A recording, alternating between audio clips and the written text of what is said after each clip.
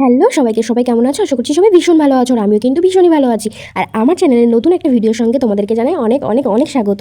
তো দেখো আজকে কিন্তু রান্না করব কাতলা মাছ। আর হ্যাঁ, কাতলা মাছটা রান্না করার জন্য আমি কিন্তু প্রথমে মাছটাকে ভালো করে ধুয়ে নিয়েছিলাম, আর তারপরে মাছটা পরিষ্কার করে ধোয়ার পরে আমি কিন্তু এখানে মাছের গায়ে ভালো করে নুন আর হলুদটা মাখিয়ে নেব।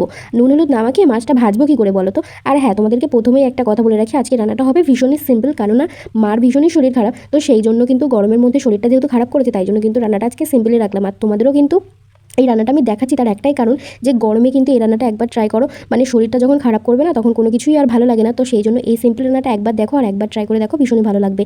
তো চলো। আর হ্যাঁ, আজকে কিন্তু কোনো রকম মশলা আমি এখানে ব্যবহার করবো না আর করিও নি। তো একদম লাস্টে গিয়ে আমি কি করছি তো তোমরা দেখতে থাকো।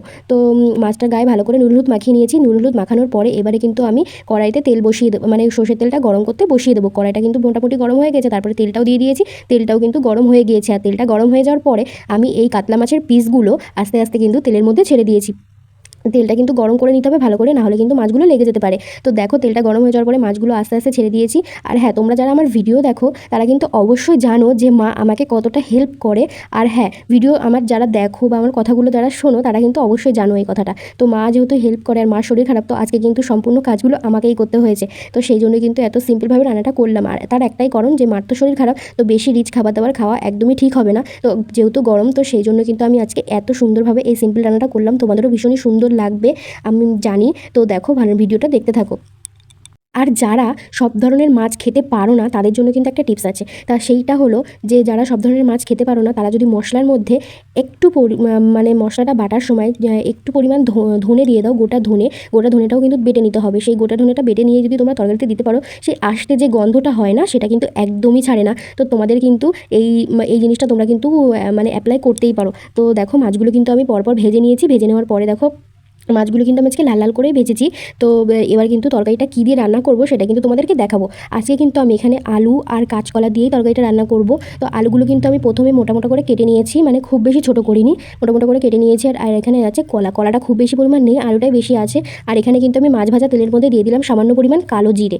আমি কিন্তু কালো জিরেটা দিয়ে দিয়েছি একটু ভালো সুন্দর ফ্লেভার আসার জন্য। তো সেই জন্য কিন্তু কালো জিরেটা দিয়ে দিয়েছি। আর তারপরেই কিন্তু দিয়ে দেবো আলুগুলো। আর আলুগুলো ছাড়ছি, আর তার একটাই কারণ, আলুগুলো প্রথমে ছাড়ছি, কলাটা প্রথমে ছাড়ছি না, তার একটাই কারণ, যে কলাটা না প্রথমে দিলে না নরম হয়ে যাবে, তো তরকারিতে দেওয়া অবধি এর কলাটা পুরো ঘেটেই যাবে। তো সেই জন্য কিন্তু আলুটাকে ভেজে নিয়েছি, যেহেতু আলুটা একটু মোটা মোটা করে কাটা আছে। তো আলুটা কিন্তু 50% মতো ভাজা হয়ে গেছে বা সেদ্ধ হয়ে গেছে, যেটাই বলতে পারো। তো তারপরে কিন্তু আমি এখানে কলাগুলো দিয়ে দিয়েছি। আর কলাগুলো দেওয়ার পরেও আমি কিন্তু এখানে একটু সামান্য পরিমাণ নুন আর হলুদ ব্যবহার করব। তার একটাই কারণ, যে আমি হলুদ মানে আলু যখন দিয়েছিলাম তখন তার মধ্যে একটু নুন দিয়েছিলাম, আর কলাটা দেওয়ার পরে তো একটু নুন দিতে হবে, না হলে কলার মধ্যে নুন ঢুকবে কী করে? সেই জন্য কিন্তু আমি এখানে নুন আর একটু হলুদ ব্যবহার করছি। তো দেখো, নুন আর হলুদটা ব্যবহার করেছি। নুন আর হলুদটা দেওয়ার পরে কিন্তু আমি এখানে আরও একটু ভালো করে নাড়িয়ে চাড়িয়ে নেব। আর আমার ভিডিওগুলো তোমাদের কেমন লাগে আমাকে কিন্তু অবশ্যই কমেন্টে জানাবে।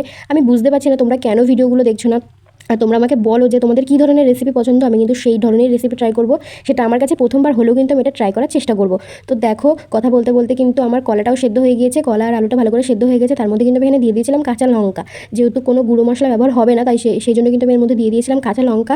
আর এটা কিন্তু প্রপারভাবে সেদ্ধ হয়ে গেছে, কলাও সেদ্ধ হয়ে গিয়েছে, আলুও সেদ্ধ হয়ে গিয়েছে। তার জন্য কিন্তু আমি এর মধ্যে এখন দিয়ে দেবো পর্যাপ্ত পরিমাণ জল। যতটা জল আমার প্রয়োজন ততটা কিন্তু আমি এখানে জল দিয়ে দেবো। তো দেখো, আমি এখানে অনেকটাই জল দিয়ে দিয়েছি। আর তারপরে জল দেওয়ার পরে আমি এখানে কিন্তু 10 মিনিট মতো ঢেকে রেখেছিলাম। আর তরকারিটা কিন্তু ফুটে গিয়েছে। আর তারপরেই কিন্তু আমি দিয়ে দেবো ওই মশলাটা। হ্যাঁ, যে মশলাটা আমি লাস্টে ব্যবহার করবো বলেছিলাম, আমি কিন্তু সেই মশলাটাই দিয়ে দেবো। এখানে আছে গোটা জিরে, গোটা গোলমরিচ আর ধনে বাটা। তো সেই জন্য কিন্তু আমি এগুলো ভালো করে বেটে নিয়েছি। আর এটা কিন্তু একদম লাস্টে ব্যবহার করেছি। তরকারি কিন্তু প্রথমে কিন্তু আমি এগুলো দেইনি, মানে আমি এটা দিয়ে কিন্তু হচ্ছে গিয়ে কলা আর আলুটাকে কষাইনি। আমি কিন্তু একদম লাস্টে ঝোল দেওয়ার পরেই কিন্তু মশলাটা ব্যবহার করেছি।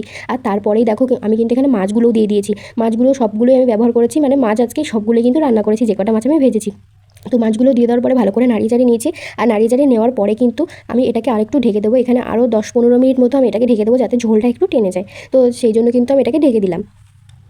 ঢাকনাটা আলগা করার পরে আমাদের কিন্তু খুব একটা কাজ নেই, খুব একটা কাজ নেই বলতে মানে কোনো কাজই নেই বলতে পারো, কারণ তরকারিটা কিন্তু রেডি হয়ে গিয়েছে। শুধু নুনটা কত পরিমাণ তোমরা দিয়েছো, কতটুকু দিয়েছো, সেইটা কিন্তু তোমাদেরকে একবার চেক করে নিতে হবে। তাছাড়া কিন্তু রান্নাটা কিন্তু একদমই রেডি। তো আমি আজকে এই রান্নাটা এমনভাবে তোমাদের সামনে দেখালাম, মানে যতটা সহজ পদ্ধতিতে করা যায় ততটা সহজভাবেই কিন্তু তোমাদের সাথে শেয়ার করার চেষ্টা করেছি। তো তোমাদের রান্নাগুলো কেমন লাগছে আমাকে কিন্তু অবশ্যই কমেন্টে জানাবে। আর ভিডিওগুলো দেখো আর চ্যানেলটাকে সাবস্ক্রাইব করো। তো তোমরা কী ধরনের ভিডিও দেখতে চাও আমাকে কিন্তু অবশ্যই জানাবে। তাড়াতাড়ি করে চ্যানেলটাকে সাবস্ক্রাইব করো। টাটা। আর তোমরা ভালো থেকো।